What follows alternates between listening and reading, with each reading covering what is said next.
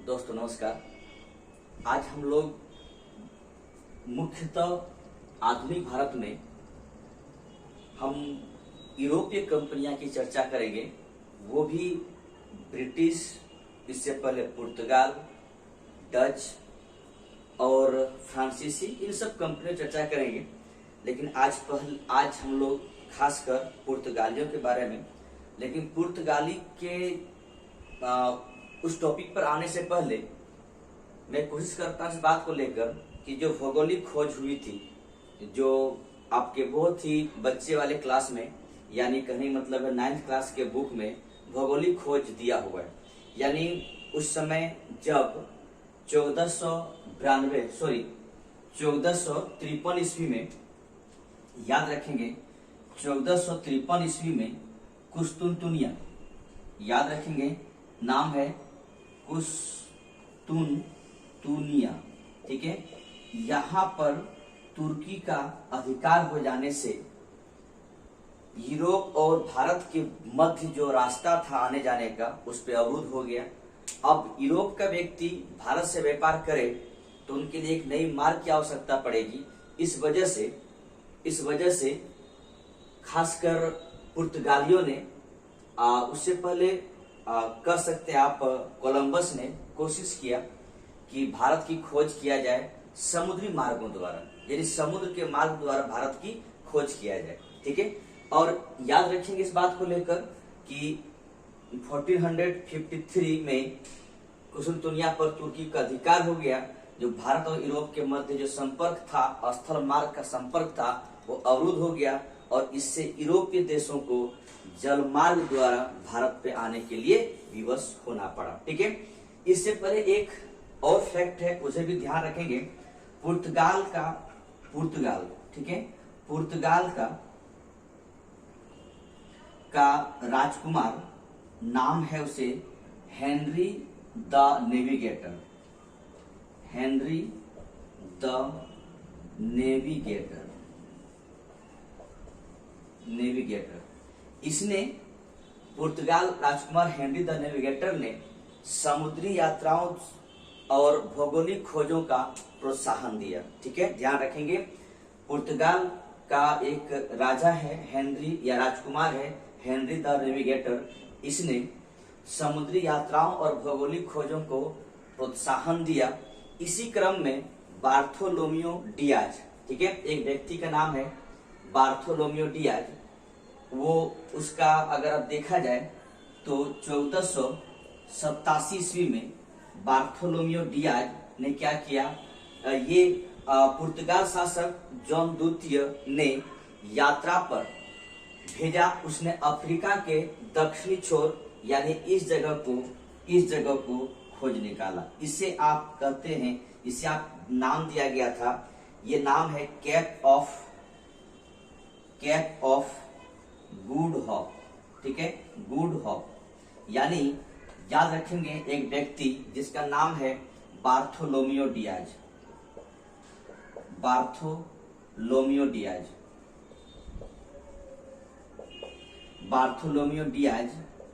इस व्यक्ति ने, जो ये पुर्तगाल के व्यक्ति हैं, याद रखेंगे पुर्तगाल के हैं। इसने क्या किया, पुर्तगाल से यहां से चला और इस जगह को खोज निकाला। यानी कहने मतलब है कैप ऑफ गुड होप को खोज निकाला। अब यहां से भारत आना है, ठीक है, यहां से किसी व्यक्ति को भारत आना है तो वो कैसे आएगा, ध्यान रखेंगे, ठीक है, कैसे आएगा ध्यान रखेंगे, ये आएंगे कालीकट बंदरगाह, ठीक है। देखिए ध्यान इस बात को दीजिएगा कि 1453 ईस्वी में कुस्तुनतुनिया पर तुर्की का अधिकार होने से स्थल मार्ग जो था, कहने का मतलब है यूरोप और भारत के मध्य, वो अवरुद्ध हो गया। अब यहाँ से यूरोप वासियों को समुद्री मार्ग की खोज करना आवश्यक हो गया। उसी में पुर्तगाल राजकुमार है हेनरी द नेविगेटर। इसने, आप कह सकते हो कि इसने यात्रियों को या समुद्री यात्रा को या भौगोलिक खोज को प्रोत्साहन देने की काम किया, ठीक है। इसी बीच में पुर्तगाली शासक जॉन द्वितीय, ठीक है, याद रखेंगे पुर्तगाली शासक जॉन द्वितीय ने क्या किया कि एक व्यक्ति बार्थोलोमियो डियाज जो पुर्तगाल नागरिक है, इसको विदेशी यात्रा पर भेजा, समुद्री यात्रा पर भेजा, और इसने अफ्रीका के सबसे निचला छोर जिसको आप कैप ऑफ गुड होप कहते हैं, इसको खोज निकाला। कब? तो 1487 ईस्वी में, ठीक है, खोज निकाला। अब यहां से चलेंगे कौन?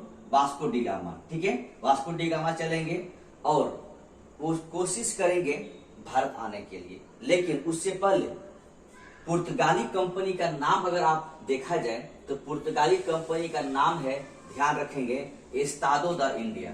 याद रखेंगे, Estado the India, Estado the India, ठीक है, याद रखेंगे। ये कंपनी का नाम है, पुर्तगाली कंपनी का नाम है एस्तादो द इंडिया, ठीक है, ध्यान रखेंगे, ऐसा तो इंडिया नाम है। और जब वास्को डी गामा पुर्तगाल से भारत आने की का चेष्टा करेंगे, या कहने मतलब है समुद्री यात्रा पर चलेंगे, तो वो अटलांटिक महासागर, ये आपको इस प्रकार दिखाई पड़ रहा है, ये अटलांटिक महासागर है, इस पर अपनी जहाज उतारेंगे और उतारने के बाद वो कैप ऑफ गुड होप तक आएंगे। इसके बाद यहाँ पर एक व्यक्ति मिलेगा जो गुजरात के होंगे, उसका नाम होगा अब्दुल मजीद, ठीक है, यहाँ पर एक व्यक्ति मिलेंगे जिसका नाम होगा अब्दुल मजीद, और ये व्यक्ति वास्को डी गामा का कैप ऑफ गुड होप से भारत के कालीकट बंदरगाह तक आने में पथ प्रदर्शक का काम करेंगे। कहां से कहां तक? कैप ऑफ गुड होप से लेकर केरल के कालीकट बंदरगाह तक आने में उसका पथ प्रदर्शक का रोल अदा करेंगे। किसका पथ प्रदर्शक? वास्को डी गामा का, ठीक है, ध्यान रखिए, इस बात को रखिएगा कि वास्को डी गामा का पथ प्रदर्शक कैप ऑफ गुड होप से लेकर कालीकट बंदरगाह तक आने में गुजरात के निवासी अब्दुल मजीद साथ देंगे वास्को डी गामा का, ठीक है। वास्को डी गामा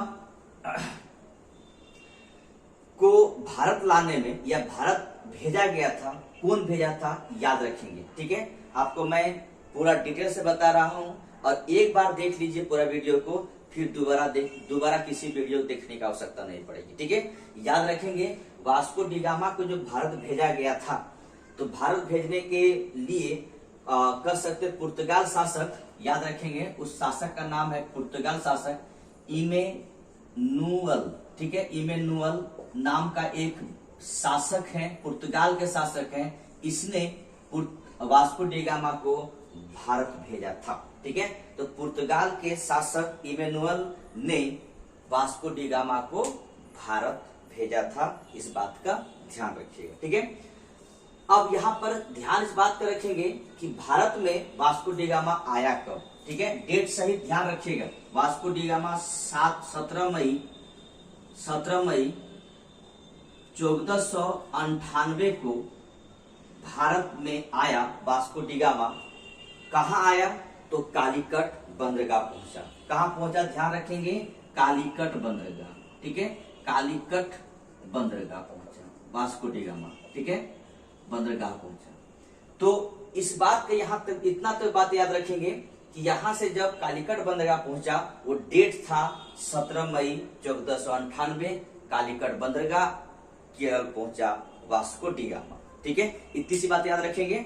आगे बढ़ते हैं और इनके बारे में और कुछ बातें जानते हैं। कालीकट बंदरगाह यानी उस बंदरगाह की बात किया जा रहा है जहां पे वास्को डी गामा आया था, और ये वास्को डी गामा जिस बंदरगाह पे आए थे उस बंदरगाह का नाम है कालीकट।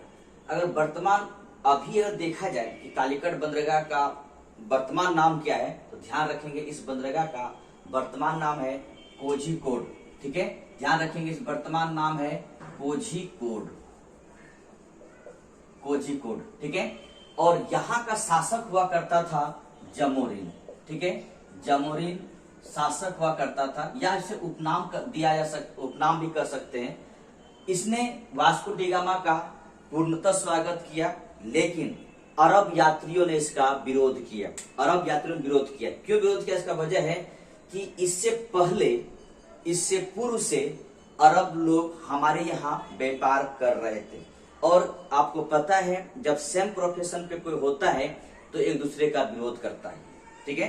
तो सेम प्रोफेशन अगर ना हो तो विरोध नहीं किया जाएगा। लेकिन अरब यात्री भी हमारे यहाँ व्यापार कर रहे थे और ये लोग भी व्यापार करने के लिए, यानी करने का मतलब है पुर्तगाली भी आए हमारे यहाँ व्यापार करने का। तो अरब यात्रियों ने इसका पूर्णतः विरोध किया, ठीक है। लेकिन ध्यान रखेंगे जमोरिन ने उसका स्वागत किया, और जमोरिन वहां के शासकों का एक उपाधि है, ऐसा कोई बात नहीं है, ठीक है। वहां पर हिंदू शासकों का उपाधि जमोरिन हुआ करता था, उसने स्वागत किया, ठीक है। जब ये वास्को डी गामा वापस जा रहे थे इंडिया से, तो यहाँ से कुछ मसाला लेके गए, ठीक है। यहाँ से कुछ मसाला लेके गए, और वो मसाला कहा जाता है मुख्यतः काली मिर्च, ठीक है। मुख्यतः काली मिर्च लेके गए, और उस मसाला को जब यूरोप के बाजार में बेचा गया तो इससे 60 गुना फायदा हुआ। कितना? 60 गुना, ठीक है। 60 मल्टीपल कीजिए आप, ठीक है। 60 गुना फायदा हुआ, ध्यान रखेंगे। तो आप सोच के देखिए कि यूरोपीय बाजार में कितना ज्यादा इसका महत्व था, और इसी के वजह से अन्य यूरोप यात्री हमारे पास व्यापार करने के लिए आने लगे। यानी वास्को डी गामा जिस मसाला को लेके गए, यूरोप के बाजार में पूर्णतः उसकी डिमांड होगी, तो बाकी लोग भी मेरे पास आने लगे मसाला का व्यापार करने के लिए, और खासकर गरम मसाला और काली मिर्च का व्यापार करने के लिए। क्योंकि यूरोप के लोग, जो वहाँ एक ठंडा प्रदेश है, तो वहाँ के लोग अक्सर नॉनवेज खाते हैं, और नॉनवेज में आपको ये मसाला अच्छा लगता है, आपको पता है, ठीक है। खैर, दूसरा बात और इसको समझिएगा कि इसके बाद दोबारा जब नहीं, आप ऐसा सोच सकते हैं कि जब यहाँ से वापस गए 1498 में वापस चले गए वास्को डी गामा, तो 1500 ईस्वी में पुर्तगाल वास्को डी गामा के बाद, यानी पुर्तगाल यात्री जो हमारे पास आए, उसका नाम है पेड्रो अल्बर्ट कैब्राल, ठीक है। ध्यान रखेंगे वास्को डी गामा के बाद दूसरा जो पुर्तगाली यात्री मेरे पास आए थे, जो मुख्यतः व्यापार करने के लिए आए थे, तो वो उसका नाम हुआ करता था, याद रखेंगे, पेड्रो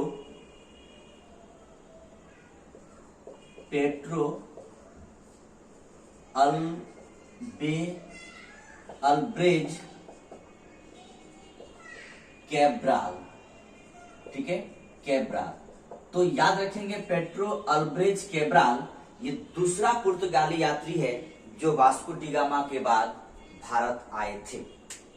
ध्यान रहे 1500 ईस्वी में वास्को डी गामा के बाद दूसरा पुर्तगाली यात्री कालीकट बंदरगाह में पेड्रो अल्ब्रेज कैब्राल हमारे यहाँ आए थे, भारत आए थे, ठीक है। वास्को डी गामा दोबारा भारत आए, कब? ध्यान रखेंगे वास्को डी गामा दोबारा भारत कब आए? 1502 ईस्वी में, ठीक है।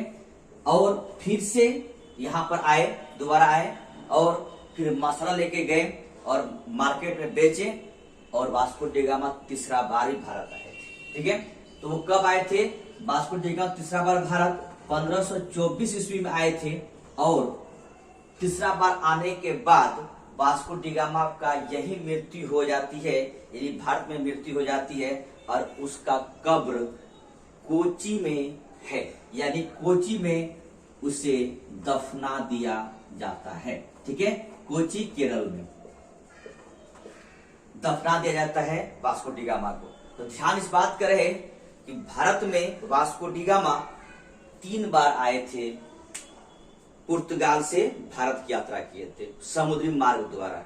उनमें से एक बार 1498 में, 17 मई 1498 में, दोबारा 1502 ईस्वी में, और तीसरा बार 1524 ईस्वी में। लेकिन जब तीसरा बार आए तो फिर वापस भारत से गए नहीं, उनकी मृत्यु यही होती है, और कोची में उसे दफना दिया जाता है।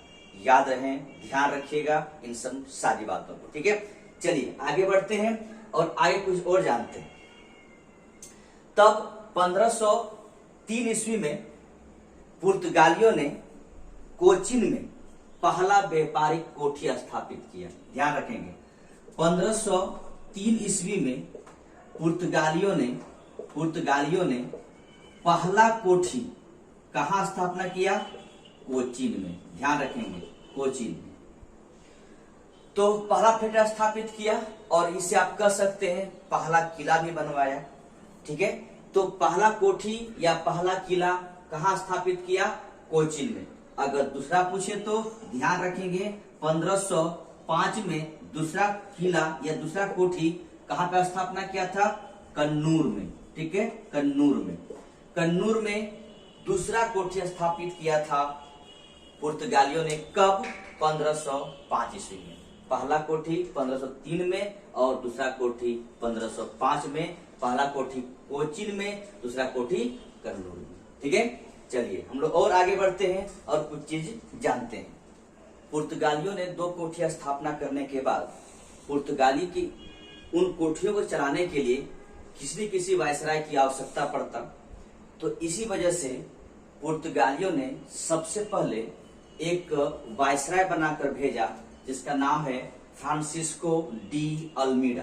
ठीक है, ध्यान रखेंगे पहला वायसराय जो पुर्तगालियों का है उन कोठियों को संभालने के लिए या देखने के लिए जिसका नाम होगा Francisco de Almeida.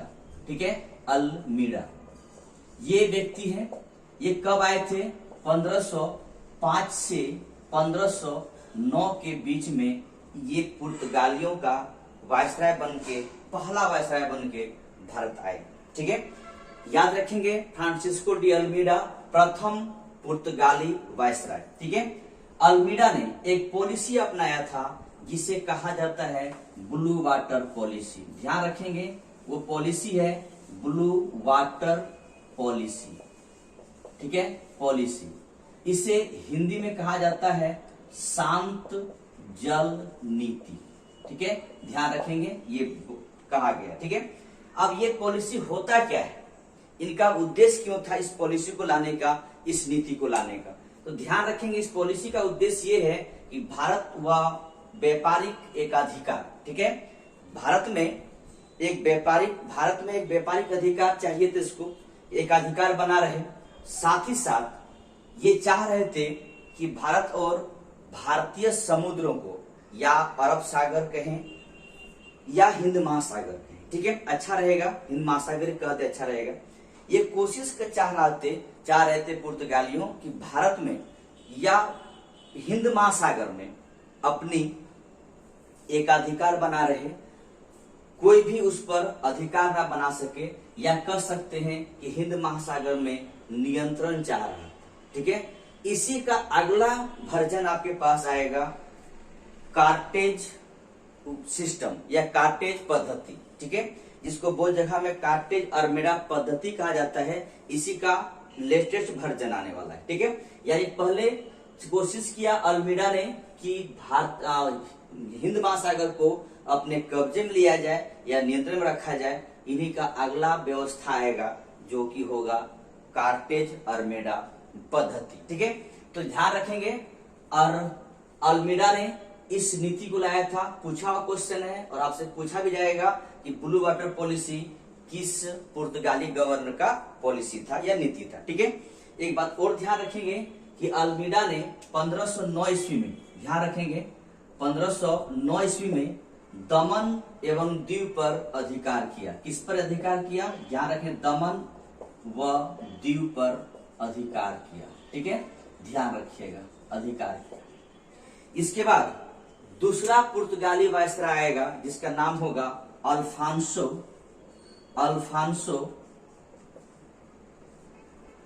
De Albuquerque.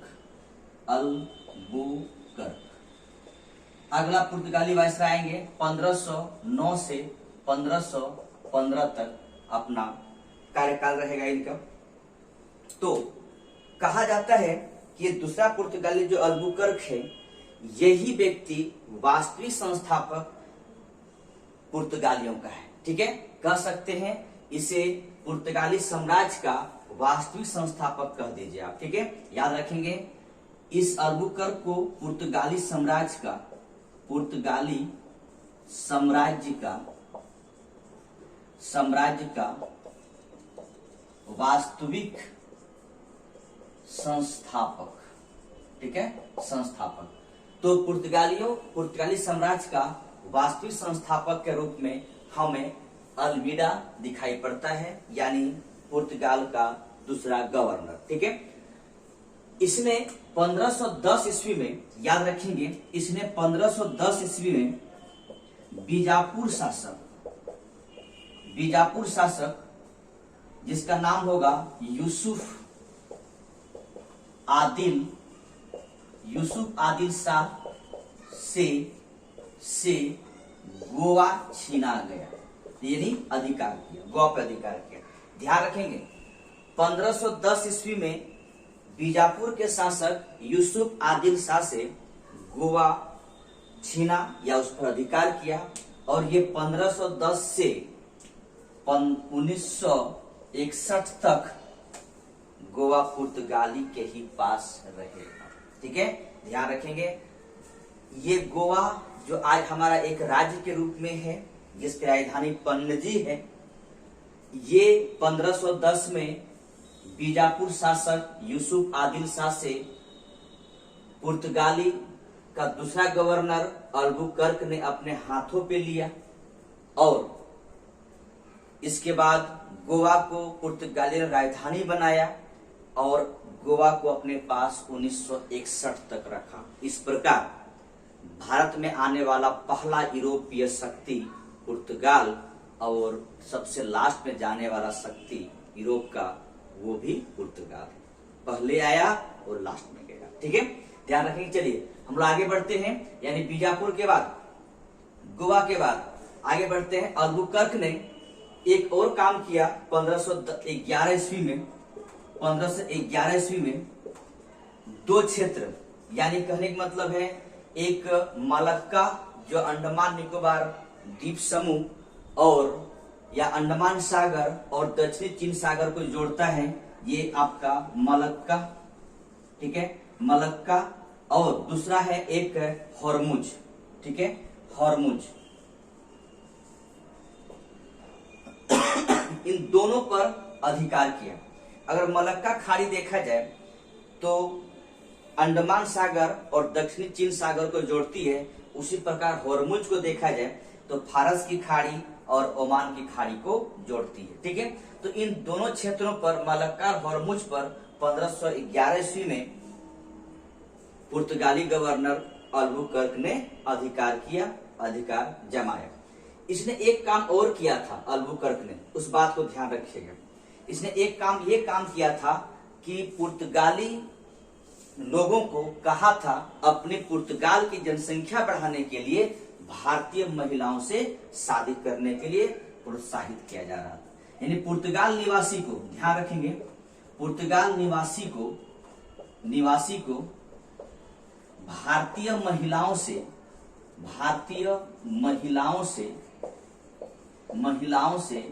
शादी करने के लिए कहा गया, ताकि पुर्तगालियों का कुछ जनसंख्या भारत में बढ़ा जाए, ठीक है।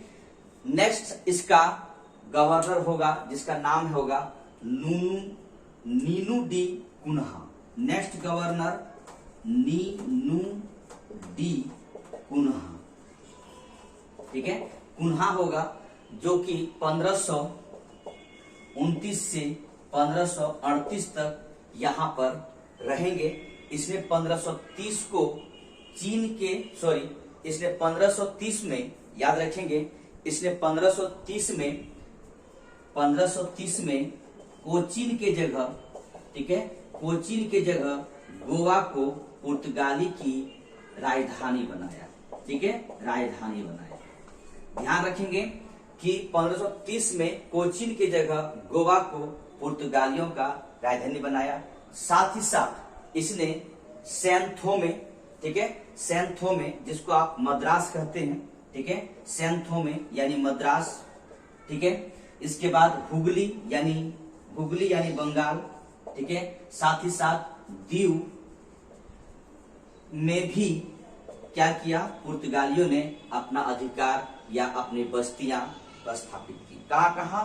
सैंथो में यानी मद्रास में, साथ ही हुगली यानी बंगाल में और दीव में अपनी बस्ती स्थापित किया। किसने स्थापित किया? पुर्तगालियों ने स्थापित किया। ठीक है, ने एक और चीज काम किया, ध्यान रखें इस बात को लेकर कि बंगाल के शासक, ठीक है, बंगाल के शासक जिसका नाम है महमूद शाह, ठीक है, इससे क्या किया, बंगाल में कब की बात है ये? 1534 की बात है। तो इस समय इसने क्या किया, पुर्तगालियों ने चटगांव एवं सतगांव, ठीक है, बंगाल के चटगांव आज पता है कहां पर है? बांग्लादेश में है, पहले बांग्लादेश भी हमारा हिस्सा था। सतगांव, इन दोनों जगह को बंगाल के शासक से लिए, ठीक है, लिए और वहां पर फैक्ट्री खोलने की अनुमति मांगी गई और इसने महमूद शाह ने उसे दिया भी, चटगांव और सतगांव। साथ ही साथ अकबर ने भी, महान शासक अकबर, ठीक है, अकबर ने भी हुगली में बंदरगाह खोलने के लिए पुर्तगालियों को दिया और शाहजहां ने भी ध्यान रखेंगे, शाहजहां ने भी बंदेल ये भी वेस्ट बंगाल में ही है, यहाँ पर फैक्ट्री खोलने की अनुमति दिया पुर्तगालियों को। ठीक है, इतना कुछ जानने के बाद आपको लगता होगा कि पुर्तगाली भारत आए थे क्यों? तो उनका दो मुख्य उद्देश्य था भारत आने का। एक उद्देश्य था कि अरब और वेनिस के व्यापारियों को, अगर हम उद्देश्य की बात करें कि पुर्तगाली क्यों आए थे यहाँ पर, तो ध्यान रखेंगे अरब और वेनिस के व्यापारियों को यहाँ से हटाया जाए। साथ ही साथ, ठीक है, साथ ही साथ इसका एक था कि ईसाई धर्म का प्रचार भी करना है। ठीक है, ईसाई धर्म का प्रचार भी करना है। तो दो उद्देश्य था, एक ईसाई धर्म का प्रचार भी करना था। ठीक है, ईसाई धर्म का प्रचार भी करना था। तो अरब और वेनिस यात्रियों को कोशिश था ये कि हिंद महासागर से उसको हटाया जाए और ईसाई धर्म का प्रचार भी करना था। ठीक है, फिर इसने क्या किया, जब हिंद महासागर पे अपना एक व्यवस्था लेके आया, वो व्यवस्था था जो मैंने बताया ब्लू वाटर पॉलिसी का नेक्स्ट जनरेशन है, कार्टेज व्यवस्था। ठीक है, कार्टेज व्यवस्था, ठीक है, कार्टेज पद्धति, इसी को कभी कभी अरमेडा पद्धति भी कहा जाता है। इनका एक मकसद था कि हिंद महासागर में अपना एकाधिकार स्थापित करें। और इस व्यवस्था के तहत में एक बात इतना समझेंगे कि अगर आपको हिंद महासागर में जहाज लेके जाना होगा, पानी में जहाज, तो कार्टेज अरमेडा पद्धति के द्वारा खासकर पुर्तगालियों को टैक्स देना पड़ता था। यानी पुर्तगाली के बिना परमिट के आप हिंद महासागर में जहाज नहीं ले जा सकते थे। ठीक है, और इस व्यवस्था के तहत में खासकर पुर्तगालियों ने कोशिश किया इस बात को लेकर कि हिंद महासागर पर पूर्णतः कब्जा किया जाए, एकाधिकार बनाया जाए। ठीक है, तो पुर्तगाली कंपनी वाणिज्य उद्देश्य, एक उद्देश्य ये भी था कि वाणिज्य उद्देश्य को पूरा करने के लिए काली मिर्च और अन्य महंगे मसालों व्यापार करने का एकाधिकार भी रखा। कार्टेज व्यवस्था लाया गया। कार्टेज व्यवस्था के तहत में कि अगर हिंद महासागर से होने वाले जो भी व्यापार है वो कार्टेज द्वारा एकाधिकार कर लिया गया। उन्हें कार्टेज अरमेडा पद्धति द्वारा बिना परमिट के आप हिंद महासागर में किसी भी जहाज को आप नहीं ले सकते हैं। और साथ ही साथ ये भी देखा गया बिना परमिट के भारतीय और अरबी जहाजों को अरब सागर प्रवेश को वर्जित कर दिया गया था। कहने का मतलब है कि अगर हिंद महासागर में प्रवेश करना है, जहाज को ले जाना है, तो आपको पुर्तगालियों से परमिशन लेना ही पड़ेगा, कोई उपाय नहीं है। ध्यान रखेंगे, इसके लिए एक व्यवस्था था। कभी कभी कार्टेज पद्धति देता है, कभी कभी इसी का नाम दिया रहता है कार्टेज, नाम दिया जाता है, ध्यान रखेंगे, कार्टेज अरमेडा पद्धति। ठीक है, अरमेडा पद्धति ये नाम दिया रहता है। तो इस बात को ध्यान रखेंगे, एक तरह का ये एकाधिकार या कह सकते हैं एकाधिकार बना लिया था हिंद महासागर में। बिना परमिट का आप किसी भी जहाज को ले जाना मना था, खासकर अरब और भारतीय जहाज को। ठीक है। चलिए, क्रम में मुगल बादशाह अकबर को भी, याद रखेंगे, मुगल बादशाह अकबर को भी परमिट लेना पड़ा था पुर्तगालियों से, इस व्यवस्था के तहत में आना पड़ा था। ठीक है। अगला अगर गवर्नर देखा जाए पुर्तगालियों का, तो अगला गवर्नर होगा, ध्यान रखेंगे, उसका नाम होगा अल्फांसो डिसूजा। ठीक है, ध्यान रखेंगे। नेक्स्ट गवर्नर जो पुर्तगालियों का होगा, जिसका नाम होगा अल्फांसो डी सूजा।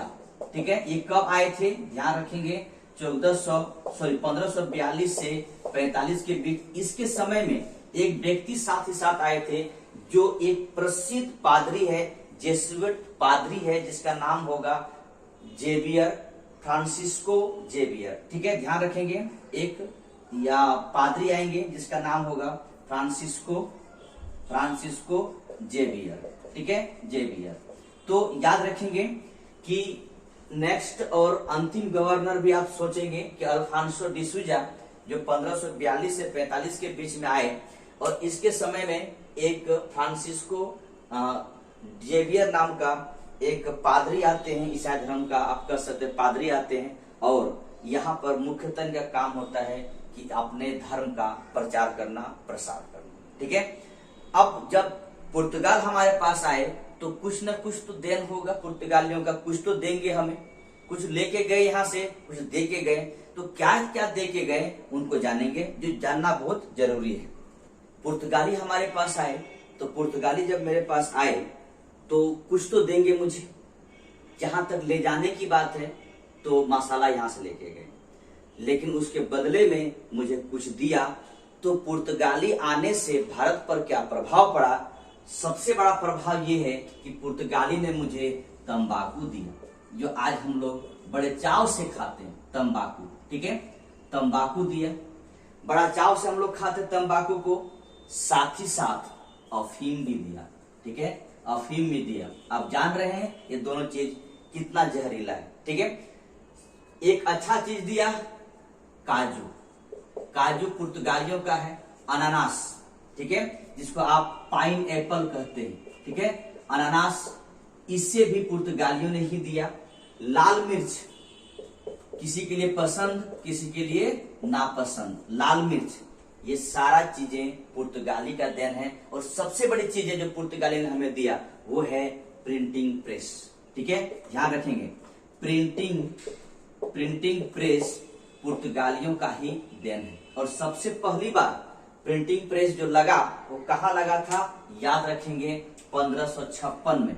1556 में प्रिंटिंग प्रेस गोवा में लगा था।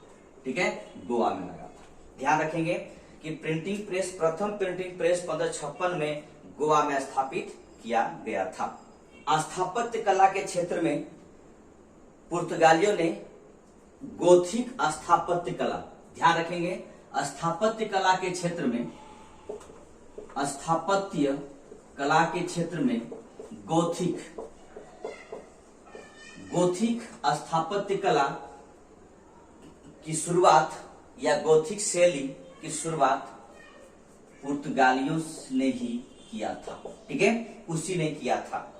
और एक बात लास्ट में जान लेंगे कि अपनी राजकुमारी, यानी पुर्तगाली राजकुमारी जिसका नाम है कैथरीन, ठीक है, कैथरीन का विवाह चार्ल्स द्वितीय, जो कि ब्रिटेन का राजकुमार है, शादी हुआ, दोनों के बीच में शादी हुआ।